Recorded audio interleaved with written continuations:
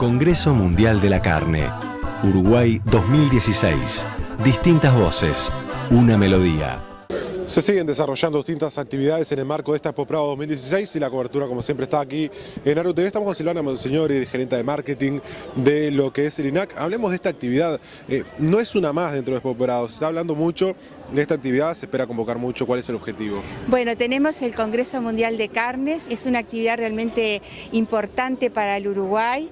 Es la primera vez que se va a hacer un Congreso Mundial de IMS. Tuvimos antes en el 2003 un Congreso regional, pero este es mundial.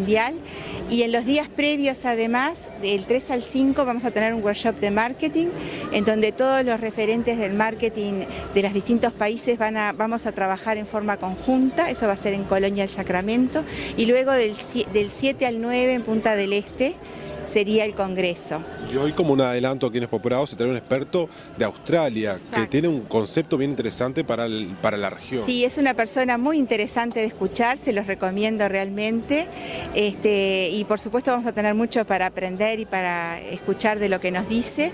Y es un adelanto de lo que va a ser nuestro Congreso, al cual realmente los invitamos a todos que no dejen de participar, porque va a ser difícil volver a vivir una instancia como esta en Uruguay, así que se los recomiendo. Contanos del experto que vamos a ver en minutos. Bueno, él es australiano, trabajó 35 años en el MLA, actualmente es consultor y tiene una muy larga experiencia en el sector cárnico, sobre todo en todo lo que tiene que ver con temas de acceso a mercados, que Australia realmente es un ejemplo en eso, ¿no? Y en cómo han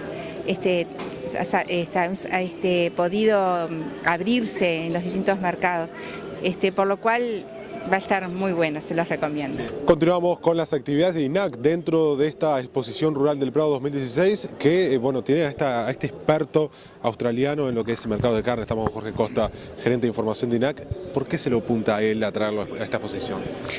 INAC este año tiene una estrategia de apostar a una línea de conocimiento, de acercamiento de la sociedad al sector de la carne, y pareció que era oportuno poder contar con la presencia de un experto, un doctor en economía que conoce mucho el sector de la carne, que trabajó más de 30 años en el MLA, que es una institución de productores australiana que tiene parecidos con nosotros, y en un país que para la carne es parecido a nosotros, le va la vida en la colocación en el exterior. Entonces, conocer todo lo que pueda decirnos para ese interesante título que le puso a la conferencia, que es los requisitos para el éxito en los cambiantes mercados de la carne, creo que nos puede dejar pistas interesantes para seguir, buscando colocar a mejor valor y en los mejores mercados los productos del sector cárnico. ¿Qué tanto de su experiencia se puede volcar a nuestro país, teniendo en cuenta las similitudes, pero también las diferencias a la hora de producir carne? Yo creo que nos puede dejar, él seguramente vamos a esperar a ver qué dice, pero seguramente deje pistas para que todos los actores que están en la carne, los productores, los industriales, el gobierno y las instituciones, puedan seguir discutiendo y trabajando en encontrar las mejores alternativas, Uruguay todavía tiene que recorrer procesos no bajar los brazos en lo que pueda haber logrado hasta ahora en términos de valor y de calidad de la carne. Hay que seguir buscando la forma de diversificar lo que se pueda, seguir peleando en intentar colocar los productos en cada mercado donde mejor se pague, pero también hay que seguir peleando en la otra cancha que tiene que ver con las condiciones especiales de acceso, los tratados de comercio especiales. Bueno, ahí hay que seguir y el gobierno se está moviendo en ese sentido también. Vamos a comenzar esta conferencia que organizó el Instituto Nacional de Carnes en una modalidad diferente de participación de la Expo Prado, en la cual consideramos que podía ser de interés y desafiante traer a un especialista en temas de acceso a mercados de la carne para ofrecer una visión diferente de un país líder en producción de carne como lo es Australia. Bueno, en primer lugar, agradecer la presencia del Ministro de Ganadería, Agricultura y Pesca, el subsecretario también, que lo veo por acá, al presidente de la Asociación Rural, y creo que está también el presidente del Sur, y pido disculpas si hay alguna autoridad que no alcanzo a ver desde aquí.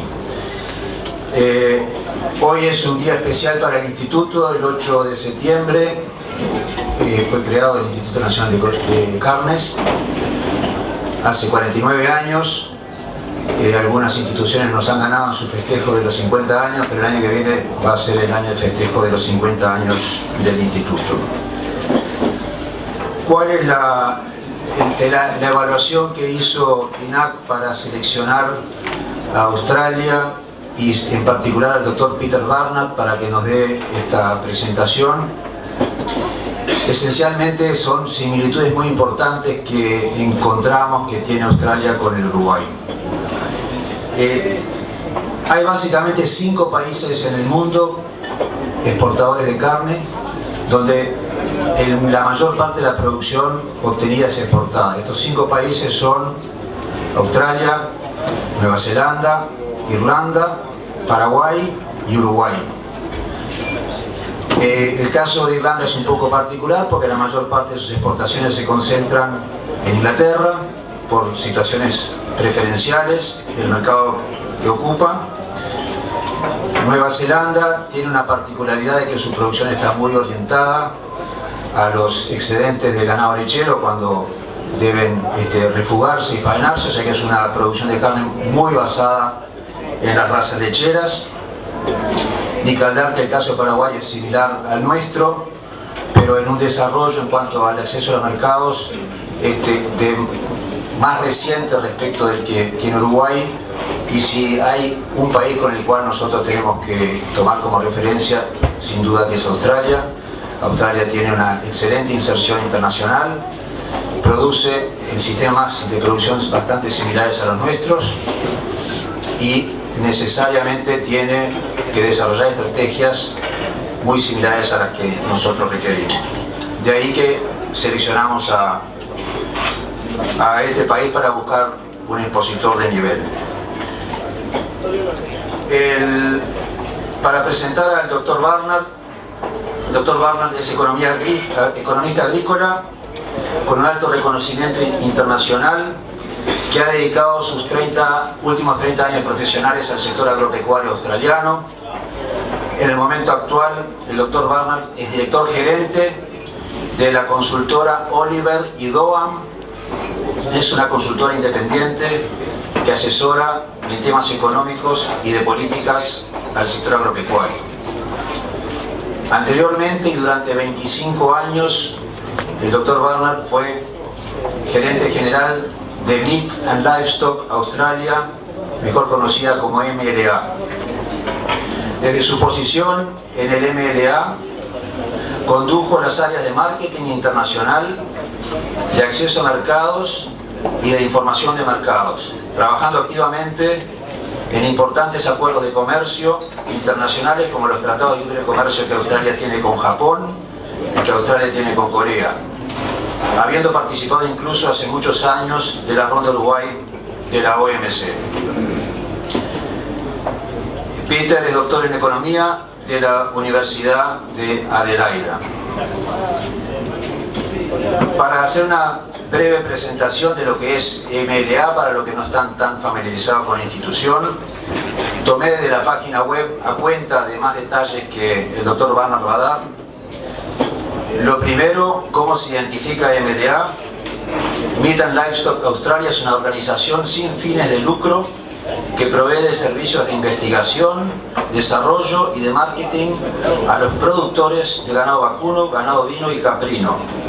Cuenta con unos 50.000 miembros con participación en la institución. Hay mucho más ganaderos que estos en Australia, por supuesto. La visión de MLA es la de ser líder destacado para aportar productos de clase mundial obtenidos de los procesos de investigación, desarrollo y marketing que beneficien a los productores ganaderos. Y su misión la definen como la de trabajar en cooperación con el gobierno de Australia y el sector cárnico en su conjunto para aportar valor mediante la inversión en proyectos que contribuyan a la rentabilidad, sustentabilidad y competitividad global.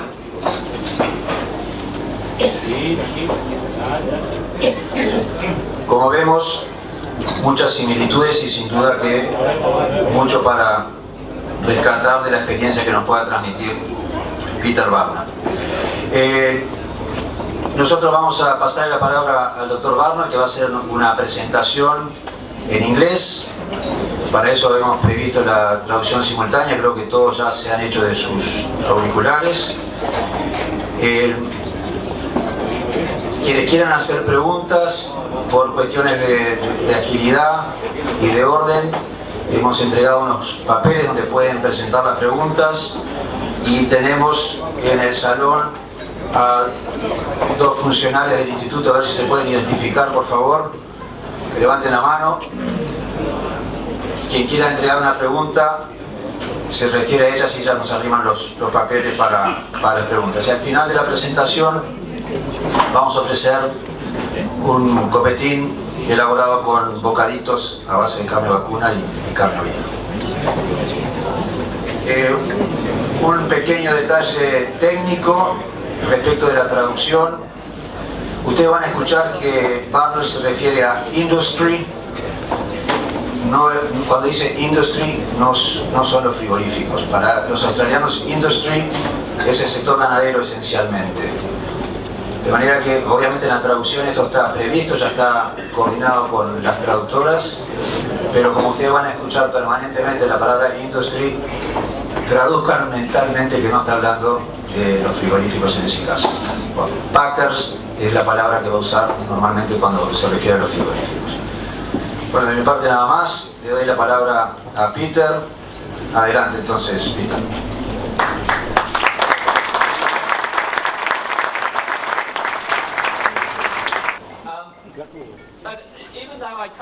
Aunque no puedo hablar mucho español, porque he venido varias veces, pero puedo entender un poco. Entendí a Federico cuando una de las cosas que mencionó fue de que hay muchas similitudes entre Australia y Uruguay. Y eso es uno de los motivos porque es un placer para mí volver a Uruguay, porque creo que podemos aprender de nosotros, de los dos países. Y cada vez que vengo, así lo hago. Hoy lo que voy a hacer en mi presentación básicamente está dividida en 4 partes. La primera tiene que ver con las tendencias de los precios de ganado y la carne con respecto al pasado reciente y lo que puede venir en el futuro. La segunda tiene que ver con la generación esta a la cual le llamamos. People basically age between 15 and 35 today. So I'll talk a bit about their requirements and their interest in food. I'm then going to deal with the strategies that we need to follow to take maximum advantage of the demand in front of us. And then finally I'll just have a couple of slides on MLA. So first, to price trends and predictions. And I'm just a bit afraid that once you hear what I have to say, you'll think, boy, why did INAC bring him across to Uruguay? Because the picture isn't all that pretty, I don't think. It's not as good as we'd like it to be. But if you don't want to believe what I've got to say, that's okay, that's fine. And in fact, if you don't want to believe what I've got to say, I'd be in good company, because there's been a number of famous predictions made in the world that haven't come true. I mean, in 1943, the president of IBM said, I think there will be a world market for about 5 computers. In 1929, a professor of economics at Yale University, 14 days before the Wall Street crash, said stocks have reached what looks like a permanently high plateau. Bill Gates said 640 kilobytes ought to be enough for anyone. And Harry Warner, one of the Warner brothers, in 1927 said, who in the hell wants to hear actors talk? So I might be wrong. I might be wrong with what I've got to say about prices today, but I don't think so. But you might draw some comfort that there's been plenty of people wrong in the world, and I might be wrong today as well. So let's look at the recent trends in prices and where they might be headed. You can see that from the year 2000, for the first decade basically of this century, a remarkable event occurred, truly remarkable in the history of agriculture worldwide. In the first decade of this century, prices worldwide actually increased in real terms. I mean, that was truly astonishing. It increased by about 80% for food generally. It then, over the last 3 or 4 years, has dropped about 30%. Y durante un periodo muy largo, ustedes pueden ver que los precios de los 70s, a mitad de los 70s hasta este año, también cayeron en un 40% en términos reales. Entonces, durante un largo plazo han caído en términos reales, en el último siglo. Básicamente lo mismo ocurrió con la carne y con los alimentos. En general los precios siguieron unos a otros, pero la carne, los precios subieron en los primeros 12 años de este siglo, crecieron alrededor de 60% y ahora volvieron a bajar 20% en los últimos años. Nuevamente, en un tiempo bastante largo, entonces estos precios han caído. Entonces, este crecimiento de los precios en la primera década del siglo realmente causó interés, y causó interés en todo el mundo. Estos, por ejemplo, son algunos de los medios de publicidad que optaron por hablar de este tema del crecimiento de los precios agropecuarios. Por ejemplo, uno de los títulos en el Economist en el 2007 decía que era el fin de los alimentos baratos. No solamente los medios empezaron a hablar de esto, sino también los inversionistas. Entonces empezaron a aparecer un montón de personas que no estaban en el sector agropecuario y empezaron a invertir en el sector agropecuario, los fondos de pensión también. Y esto es lo que sucedió con los precios del campo en Australia. Desde finales de 1990 hasta 2009, todos los precios del campo tuvieron un incremento significativo, casi 3 veces, y lo mismo sucedió en otras partes del mundo. Entonces, había una creencia generalizada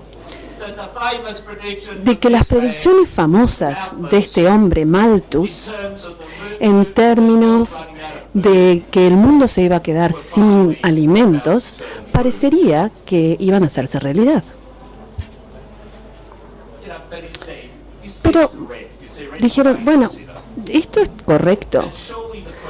Entonces, la pregunta era, ¿qué es lo que causó ese incremento de los precios en los alimentos y en la carne en los primeros años del siglo? ¿Y cuáles son los factores que operaron? Creo que básicamente habían 3 factores que causaron el incremento en los precios. Uno fue el incremento sin precedentes de la demanda de los alimentos. El segundo, un incremento del uso de los alimentos para energía. Y el tercero tenía que ver con factores específicos de los commodities, que por ejemplo las malas cosechas u otros factores. La demanda sin precedentes de alimentos básicamente fue generada por una suba sin precedente en algunos países. Básicamente, la demanda mundial para los alimentos tiene 2 factores que contribuyeron a ello. Uno es el aumento de la población, los cambios en la población. El otro, los cambios en los ingresos. En la primera década de este siglo, había realmente un incremento significativo en los ingresos, específicamente en los países en desarrollo. Podemos ver, por ejemplo, que el crecimiento del PBI en la primera década del siglo era alrededor de 2% más alto de lo que era antes y lo que probablemente sea después. Y esto era particularmente cierto en China, por ejemplo. El incremento en los ingresos de la clase media y de la clase alta en China durante este periodo de tiempo fue realmente increíble. Y estos son datos que sacamos de un estudio que realizó McKinsey, y pueden ver desde este estudio que en el año 2002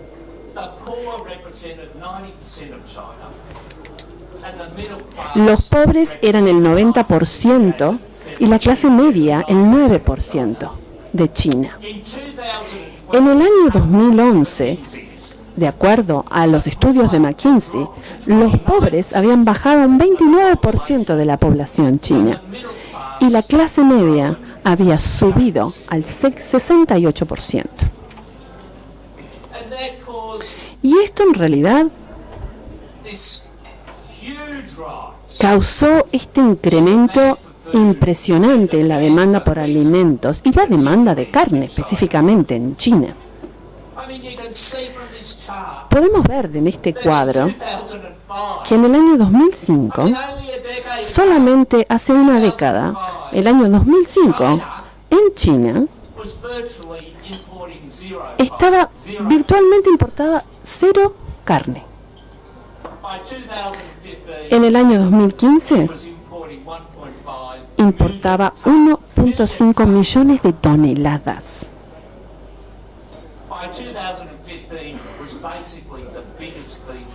Eso fue en el 2005 y en el 2015 se constituyó en el importador más grande de carne del mundo. ¿Y cómo sabemos esto? La mayoría de esos productos todavía sale por la puerta de atrás. No sale por la puerta de adelante. Australia y Uruguay tienen acceso a la puerta delantera de China, pero India y otros países la venden a través de otras entradas, a través de Vietnam, a través de Hong Kong, de lo que se llaman canales grises. Entonces pueden imaginarse realmente el impacto que tuvo esto en la demanda de alimentos en el mundo. Esto que fue de la nada a ser el mayor importador en el mundo. Pero hay otro factor que también contribuyó mucho a este aumento en los precios de los alimentos en la última década. Y obviamente tiene que ver con el uso de combustible, el uso de alimentos para generar combustible. Ustedes pueden ver aquí las estadísticas que en Estados Unidos la cantidad de maíz que va dirigido al etanol en el año 2000 era un 5%, en 2010 era casi un 40%. Y la producción de Estados Unidos en el pasado actuaba como soportaba esta producción, pero hoy en día no puede hacerlo nuevamente. La cantidad de granos que van dirigidos a la producción de combustible crece más o menos de un 1% al 8%. Esa cantidad de alimentos que en realidad iban dirigidos al consumo humano, ahora están dirigidos a la producción de combustibles. Entonces, lamentablemente, las noticias malas es que los factores que actuaron al principio de este siglo se van a repetir. En realidad no se van a repetir, yo creo que fueron únicos para esa parte del siglo. La tasa de cambio en estos precios está determinada en realidad por tres factores. La tasa de cambio de población, de los ingresos y de la productividad agrícola. Y todo esto determina las tendencias de los precios. Y obviamente sabemos que la población, obviamente, van a seguir en aumento y que los ingresos también van a seguir aumentando. Pero lo importante es la tasa de cambio de esos aspectos en comparación con la tasa de cambio de la productividad agrícola.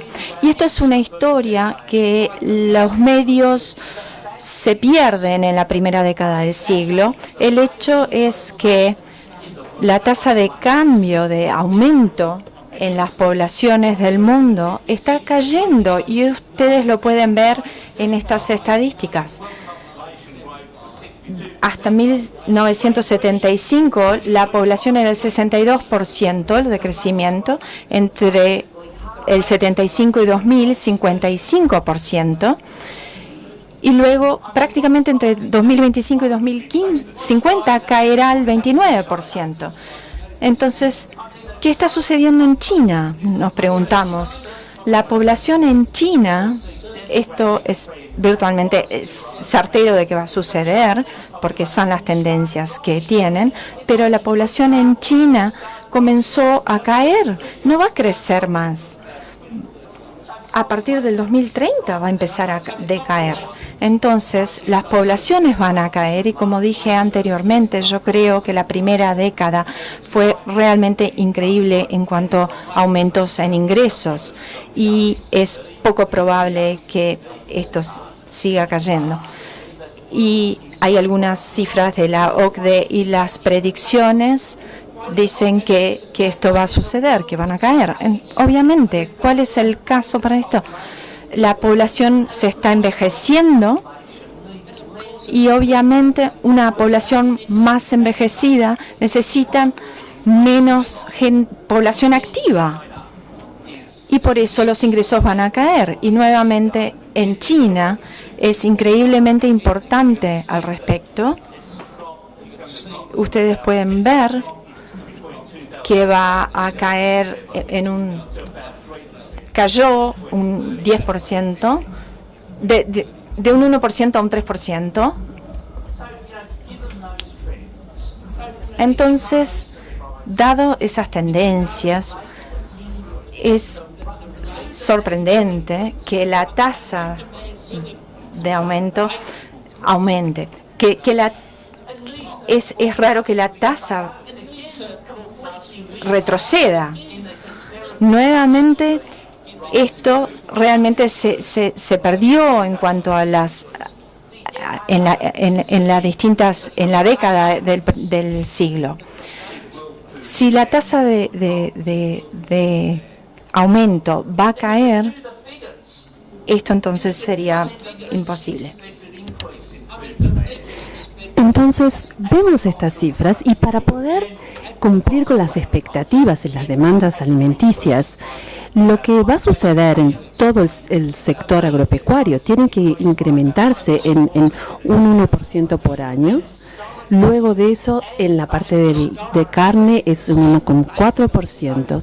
Y basándonos en las tendencias actuales, esas cifras en productividad realmente son posibles. Entonces, si ponemos la productividad agropecuaria primero, realmente los precios van a mejorar.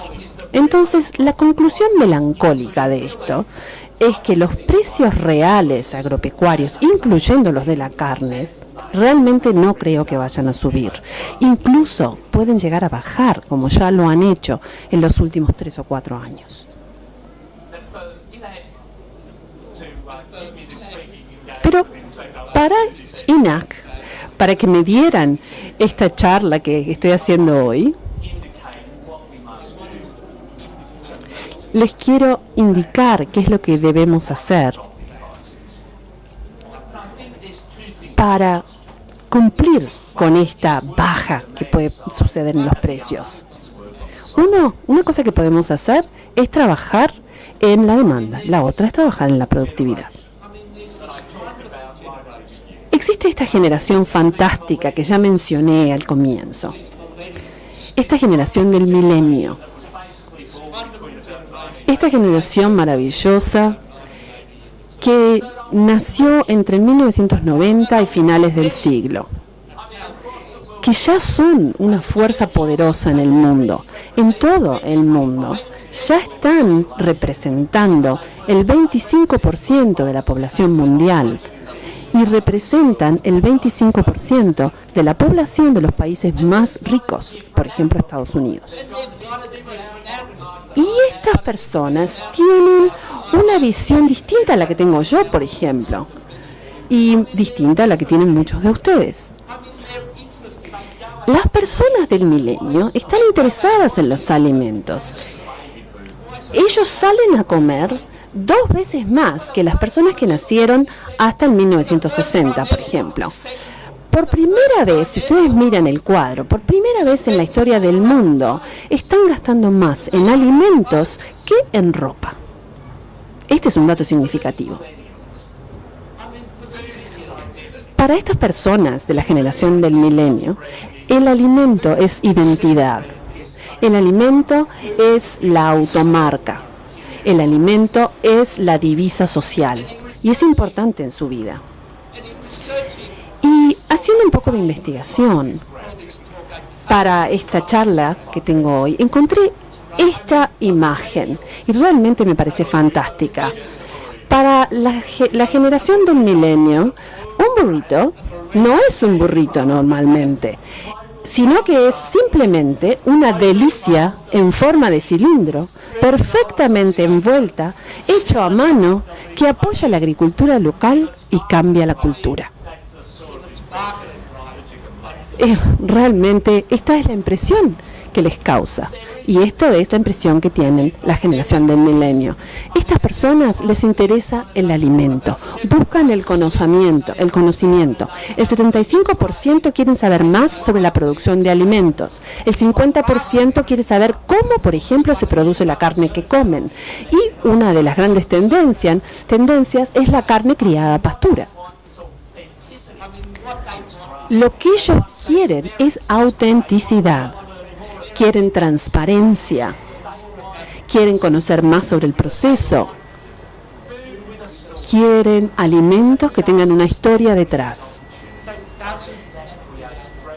Entonces, ¿no les parece que eso crea oportunidades? Que crea oportunidades para el desarrollo de marcas, oportunidades para la posibilidad de que los productores se involucren más en el marketing y en la producción de los alimentos. Realmente crea muchísimas posibilidades, mucho más que antes, para el desarrollo de marca de los productos alimenticios. Y esto es la tendencia que tenemos que seguir en el sector cárnico. Realmente tenemos que hacer que las marcas sean importantes, porque la generación del milenio lo considera importante. Entonces, las claves para el éxito, ¿cuáles son? Bueno, yo creo que básicamente son 5. Quizás pudiera haber incluido más, pero básicamente quería dejarlas en 5. Conocimiento del mercado, desempeño, relación precio-calidad, acceso a los mercados, desarrollo empresarial y la marca. Empezando con el conocimiento del mercado, ese es un pilar que es fundamental para el éxito en cualquier área de los negocios.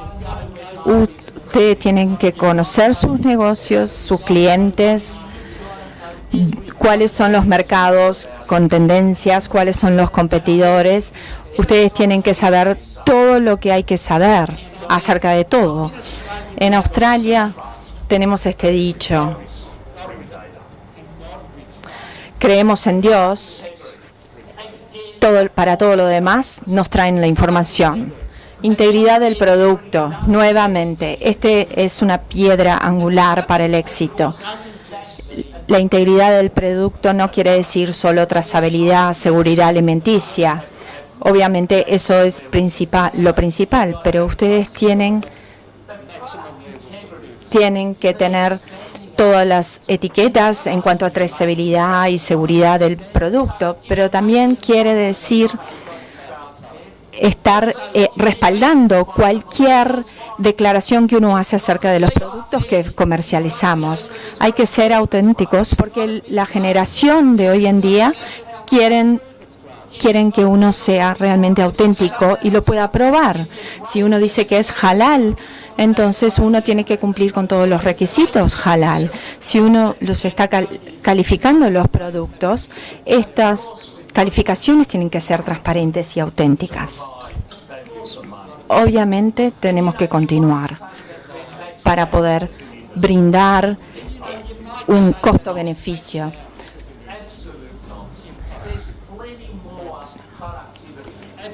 Absolutamente esto no tiene sentido. Hay mucho más productividad, mejoras en la productividad que podemos hacer para aquellos que dicen que no. Obviamente sabemos que los productores promedio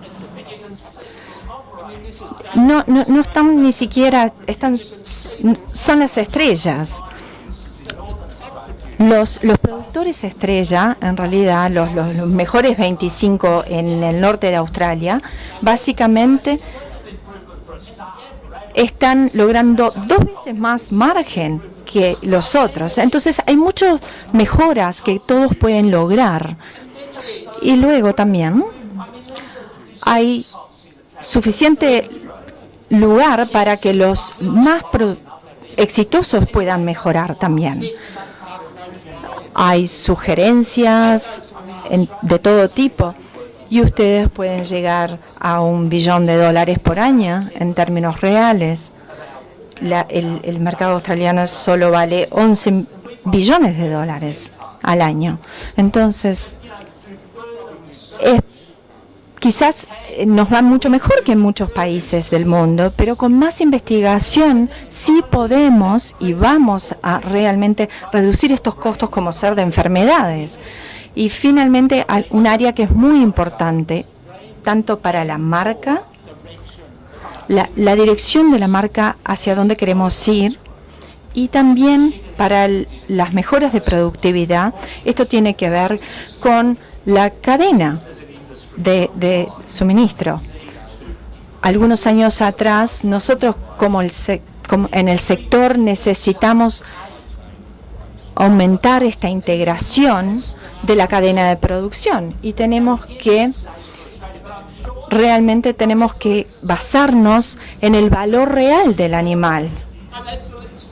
Estoy seguro de que esto se podría replicar aquí en Uruguay.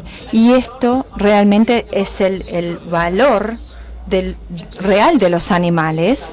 Aquí vemos si uno ve las fotos de los animales, son 16 animales y parece que todos provienen del sur de Australia con similares pesos de canal, la complexión similar. Uno puede pensar que la calidad es la misma, pero en realidad su calidad de la carne y la distribución de esto, de los distintos cortes de estos animales, es tan importante al determinar el valor real de ese animal. Aquí podemos ver las distintas diferencias de un valor de $5 al valor menor de 4,5. Pero si ustedes miran en los últimos 5, ustedes pueden ver entre el segundo y el quinto que parecen bastante similar. Igual hay una diferencia de $100 y eso es muy grande. Entonces podemos realmente lograrlo mucho mejor pagando por el valor real de los animales. El acceso al mercado, bueno, no voy a decir mucho sobre esto. Probablemente en Australia nos va mejor que a ustedes porque hemos tenido acuerdos de libre comercio con Japón, con Corea, con China en los últimos 5 años. Pero por supuesto que todavía tenemos que hacer un montón de trabajo en el tema de acceso al mercado, específicamente con la fortaleza de Europa, ¿no? Y finalmente el desarrollo de marca, un área tan importante como lo mencioné anteriormente. parte, el desarrollo de la marca implica el desarrollo de los negocios, saber quiénes son nuestros clientes, tener oportunidades que se convierten en potenciales clientes y después clientes. También involucra al país de origen, la marca de país de origen. Yo realmente me encanta el logo que tienen aquí, me parece fantástico, realmente una idea genial. Con el pasto y la trazabilidad que aparece en el logo, realmente es muy, muy inteligente.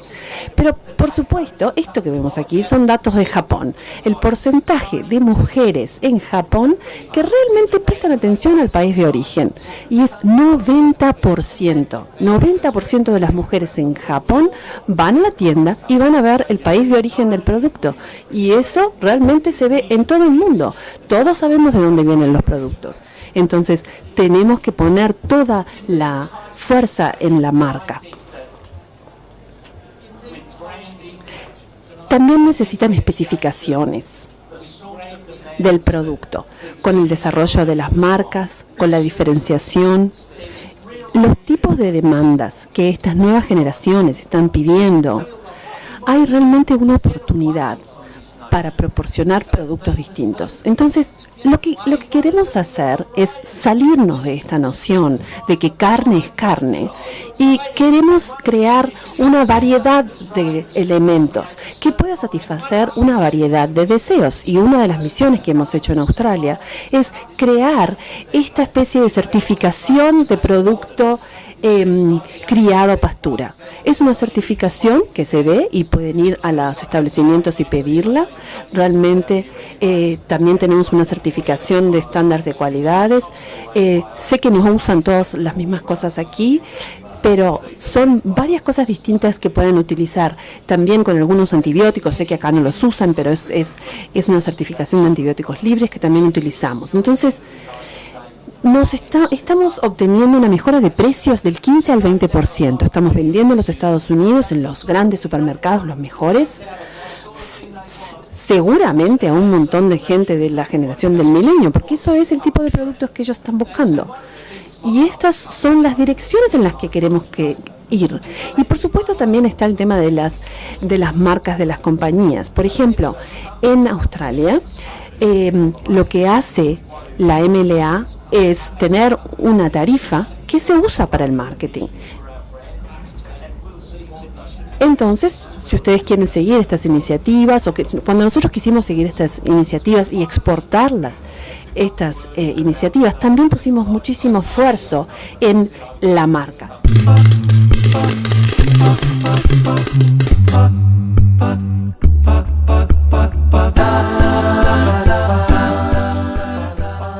Congreso Mundial de la Carne, Uruguay 2016. Distintas voces, una melodía.